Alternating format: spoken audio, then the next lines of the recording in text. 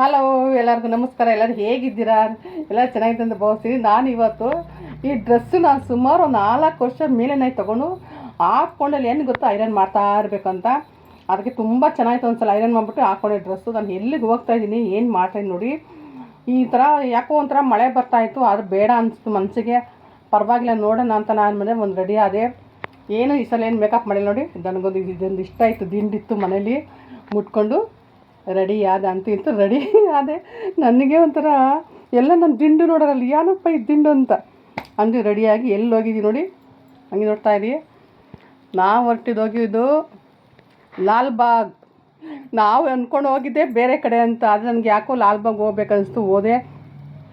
ತುಂಬಾ ಚೆನ್ನಾಗಿದೆ ಅಂತ ನೋಡೋ ಪ್ಲೇಸ್ ಅಂತೇನಿಲ್ಲ, ಬರೀ ಫ್ಲವರ್ ಅದು. ಮತ್ತು ಏನು ಈ ಮ್ಯೂಸಿಯಮ್ಗೆ ಹೋಗೋಣ ಅಂದ್ಕೊಂಡು ನಾವು ಇಲ್ಲಿಗೆ ಹೋಗೋದು.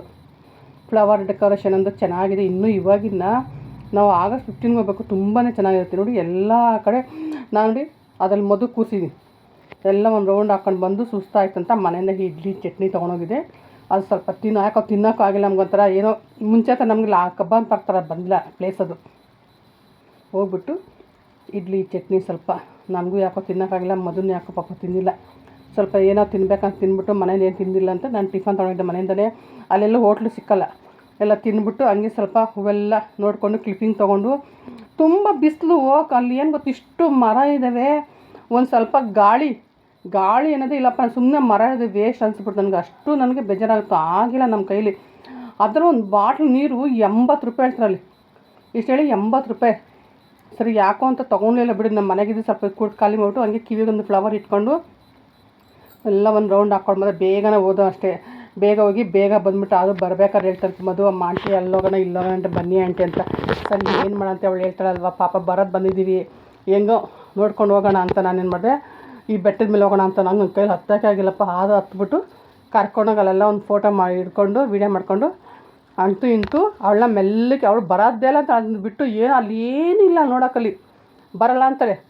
ಆದರೂ ಬಾರೆ ಮಧು ಅಂತ ಹೇಳಿ ಕರ್ಕೊಂಡು ಬರ್ತಾಯಿದ್ದೆ ನೋಡಿ. ಈ ನೇಪಾಳಿ ಉಳಿದಾರಲ್ಲಪ್ಪ ದೇವರೇ, ಅವ್ರು ನೋಡೋಕೆ 4 ಗಂಟೆ ಆಗೋಲ್ಲ. ಆ ಬಟ್ಟು ಇದು ನಮ್ಮ ಕನ್ನಡದವ್ರು ವೇಸ್ಟು. ಬರೀ ನಾರ್ತ್ ಇಂಡಿಯನ್ಸ್ ಇರೋದು ಅದರಲ್ಲಿ ನೋಡಿ. ಹಂಗೆ ಬಂದುಬಿಟ್ಟೆ ಬಿಸಿಲು. ನನ್ನ ಕೈಲಿ ಆಗಿಲ್ಲಪ್ಪ, ಬಿಡೆ ಮಧು ಇನ್ನೊಂದ್ಸಲಿ ಬರೋಣ ಬೇರೆ ಕಡೆ ಹೋಗೋಣ ಅಂದ್ಬಿಟ್ಟು ಬರ್ಬೇಕಾರೆ ಹಂಗೆ ಇಳಿದು ಒಂದೆಲ್ಲ ಫುಲ್ ಇದೇನೋ ಒಂಥರ ಮಂಟಪ ಥರ ಇದೆ, ಅಲ್ಲಿ ಮಧು ಹೋದ್ಲು. ನಾನು ಹೋಗಿಲ್ಲಪ್ಪ. ಅವಳೇನ ನೋಡ್ಕೊಂಬರ್ತೀನಿ ಅಂತ ಸರ್ ಅವ್ನು ಕ್ಲಿಪ್ಪಿಂಗ್ ತೊಗೊಂಡು ಅದೆಲ್ಲ ತೋರಿಸ್ಕೊಂಡು ಫ್ಲವರ್ದು ಚೆನ್ನಾಗಿ ಅಷ್ಟೇನೂ ಇಲ್ಲ ಬಿಡಿ. ಲಾಲ್ಬಾಗ್ ಅನ್ನೋದು ಅಷ್ಟೇನೋ ಅದು. ಅದರಲ್ಲಿ ಏನಂತ ನೋಡೋವಂಥದ್ದು ಏನಿಲ್ಲ. ಏನೋ ಮಕ್ಳು ಇಟ್ಕೊಂಡು ಹೋಗ್ಬೇಕಾ ಅಷ್ಟೇ ನೋಡಿ. ಇದು ಬರ್ಬೇಕಾದ್ರೆ ಇದು ಲಾಸ್ಟಾಗಿ ನಮಗೆ ಕಣ್ಣಿಗೆ ಬಿತ್ತು ಫ್ಲವರ್ದು. ಇಷ್ಟು ಹೊತ್ತು ನಾನು ನೋಡಿ ಸಾಕಾಯ್ತು. ಏನೋ ಚೆನ್ನಾಗಿಲ್ಲ ಅಂದರೆ ಇದನ್ನು ತೊಗೊಂಡು ಇಲ್ಲಿ ಇತ್ತು ನೋಡಿ. ಆಗಸ್ಟ್ 15ಗೆ ಫ್ಲವರ್ ಡೆಕೋರೇಷನ್ ತುಂಬ ಚೆನ್ನಾಗಿರುತ್ತೆ ಅಲ್ಲಿ. ನಾನು ಹೋಗಿದ್ದೀನಿ ಸುಮ್ಮನೆ ಒಂದು 2 ವರ್ಷ ಮುಂಚೆ ಹೋಗಿದ್ದೀನಿ. ನಾನು ರೂಪ ಹೋಗಿದ್ದು. ಬರ್ಬೇಕಾದ್ರೆ ಇಲ್ಲಿ ನಾವು ಕ್ಲಿಪ್ಪಿಂಗ್ ತೊಗೊಂಡೆ.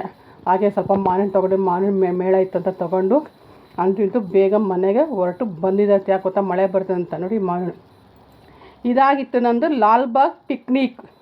Sunday Lalbagh picnic. ಯಾರಿಗೆಲ್ಲ ಇಷ್ಟ ಆಯಿತು ಅಂತ ಕಮೆಂಟ್ಸ್ ಮಾಡಿ. ಚೆನ್ನಾಗಿದ್ದರೆ ಓಕೆ, ಬಾಯ್.